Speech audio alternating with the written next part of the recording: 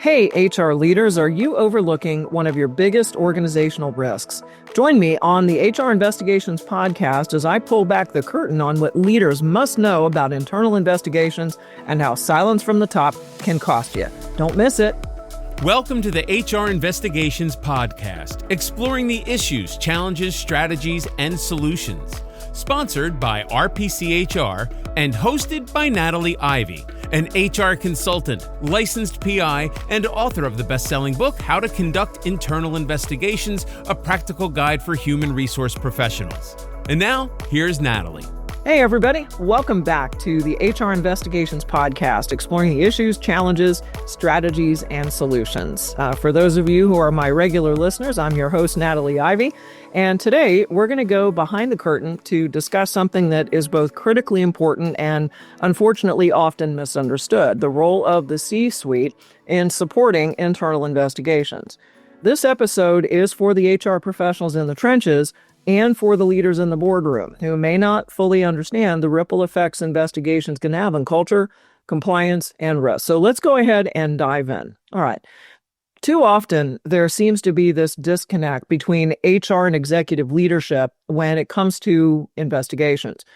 HR teams may often conduct the investigations kind of in isolation, little input, understanding, or even kind of visible support from senior leaders. That's a problem.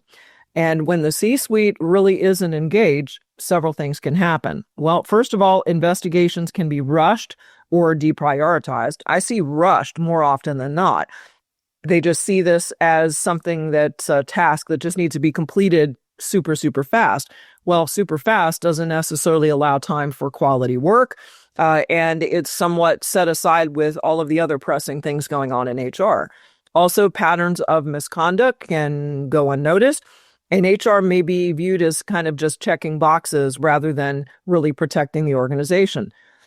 What executives really need to understand is internal investigations, they're just not about resolving individual complaints.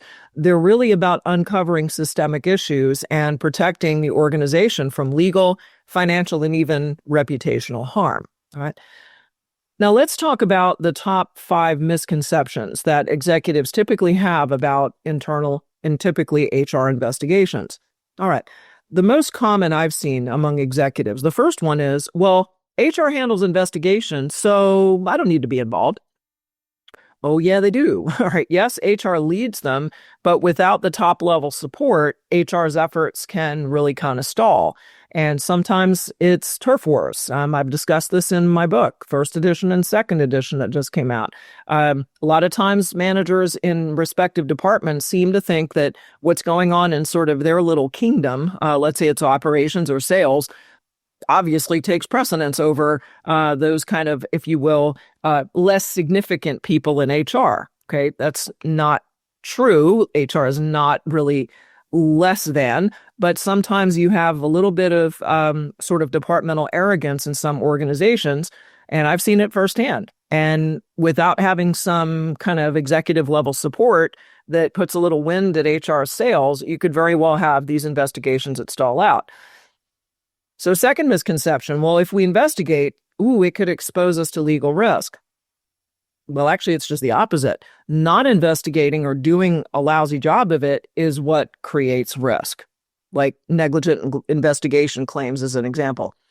Number 3 misconception, well, it's just a personality conflict. All right, you can't just minimize complaints. Often, this is kind of that flashpoint that leads often to bigger issues, like harassment or discrimination claims. Misconception number 4. We need to protect the accused, the subject, their high performer. Okay.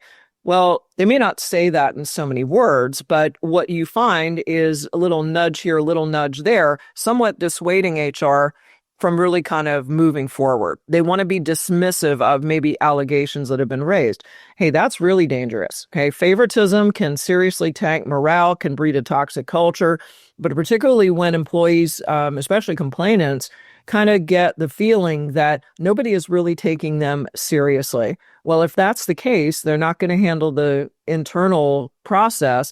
They're going to go external. And that's definitely not what you want to invite, is the EEOC, or depending on the nature of the case, Department of Labor perhaps, or NLRB, or it could even be a legal matter. All right.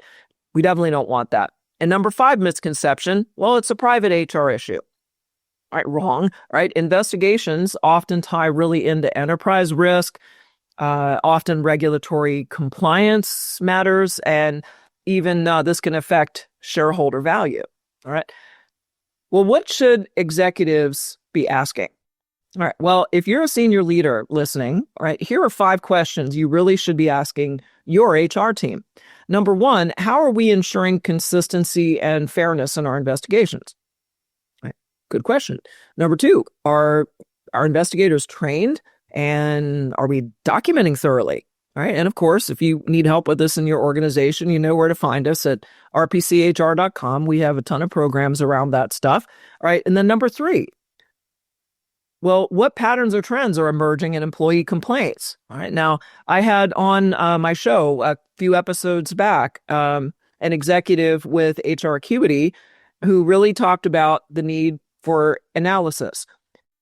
Often when you are tracking employee relations issues, that can really show you the health of your organization or how unhealthy you really are. If you're not really looking at the data to know patterns and trends and what's showing up with complaints, well, then you're really, really missing out, right? And why? Because a lot of times when employees are growing very disengaged in their roles, I mean, everybody's talking today about talent retention. Yes, but what are we doing about talent retention except for, oh my, we just learned that Larry is thinking about putting in his notice. And then suddenly everyone scrambles to try to go save Larry. Okay, that's not the game plan, right? We need to be looking at the trends, the patterns. What are we seeing show up? Are we seeing a pattern of harassment complaints out of our, let's say, Northeast division? Are we finding a common denominator with a particular manager? We should be looking at that, all right? Number 4, how are investigation outcomes tracked and followed up? What's our plan? How do we follow up and do what's called exercising reasonable care upon conclusion of an investigation to ensure that whatever we did was a successful remedy? Right? If you don't really have an answer for that, you have a little bit of work to do here. Number 5, how do our investigations align with our broader risk management and compliance strategies? What this is doing is really shifting from more of a reactive type of department to more of a strategic department.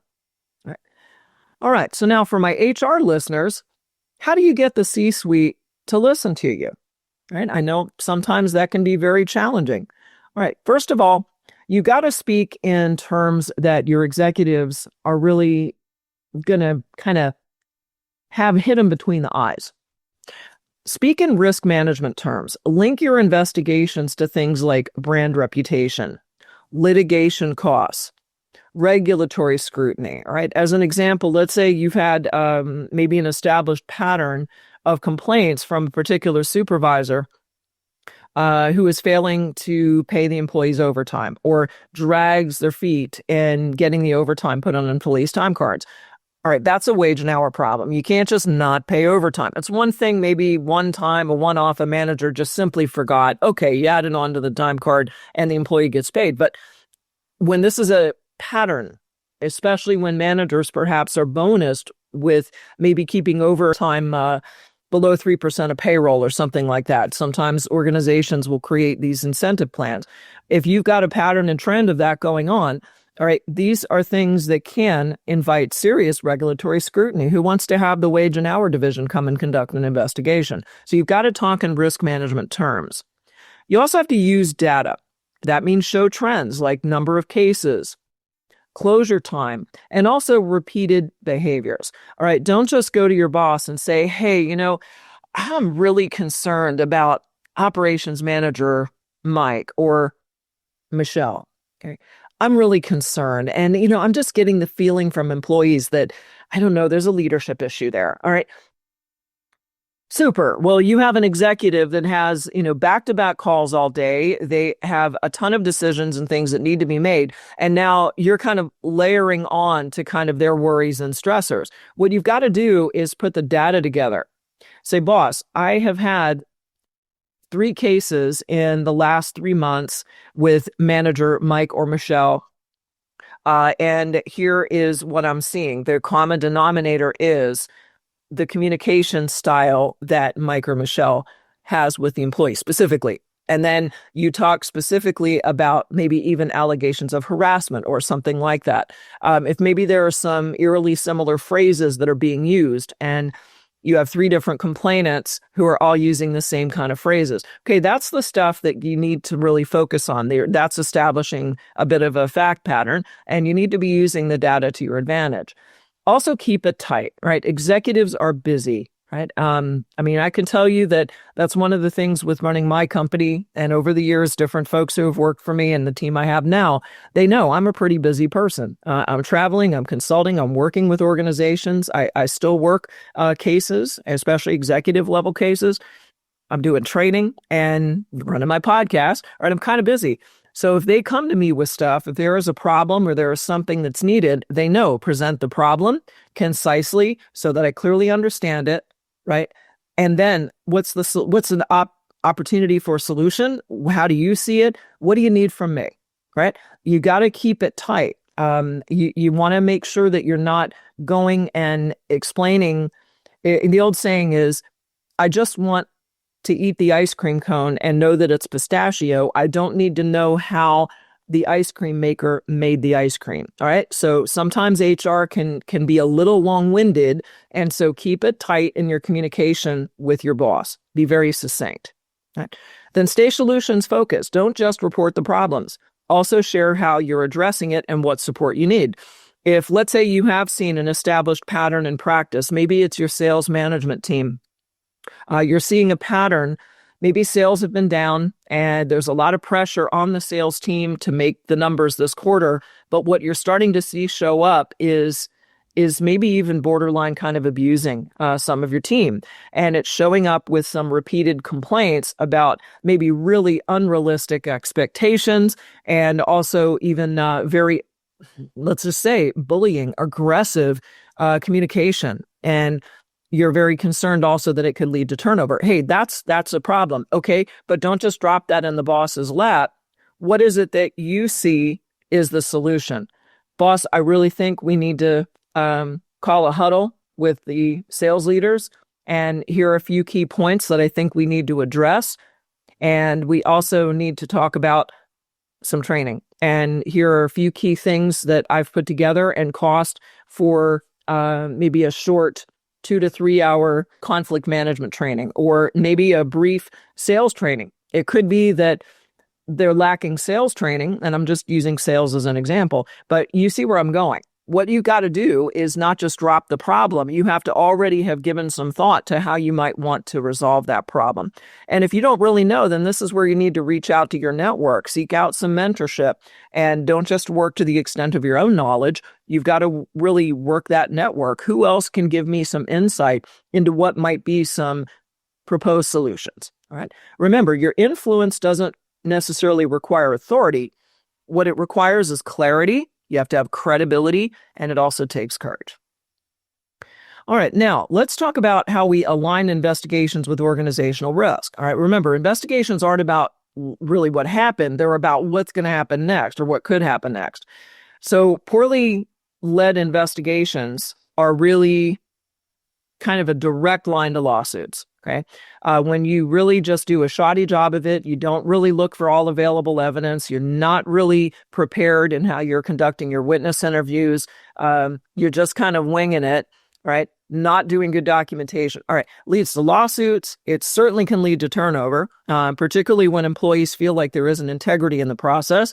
Ooh, and it can attract media attention. I can tell you over the years, I've had some clients that unfortunately They arrived with us and working with us in my company a little bit at the 11th hour when they've already had some rather unpleasant media attention. And then they really needed to get moving on a proper investigation. You definitely don't want that to happen. That's not a good day when the Channel 6 Action newsman shows up in your parking lot and then thrusts a microphone into someone who's ill prepared. Okay.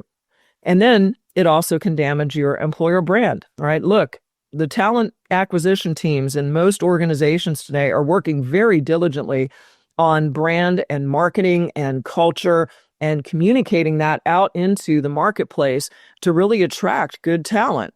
Well, I can tell you, you can have a pretty darn big black eye out in the marketplace if you have a couple of investigations not handled well that now show up in the media. Okay. Now, on the flip side of that, well-managed investigations really signal integrity and accountability, and it really reinforces your organization culture. And it shows your people that we really do walk the talk. Our values that are not just some pretty plaque on the wall in our lobby. It's something that we really live and breathe, and is kind of part of the DNA of our business. And also that misconduct, it isn't going to happen. Right? It isn't going to happen here, not on our watch. And when there is strong accountability, right, people really respect that. All right, that's why your investigations really have to be tied into your enterprise risk management framework, right? Just like you have cybersecurity, some of you have financial audits, some of you were in very safety sensitive industries, trucking, construction, oil and gas. You have very strong safety compliance. All right, so investigations really need to be tied into that overall enterprise risk management framework. All right, here's an example, and I call this a tale of two executives. I'm going to share a couple of quick examples.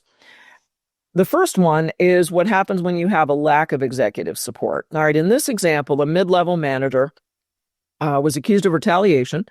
HR had documented several red flags over a period of time and had discussed it with leadership.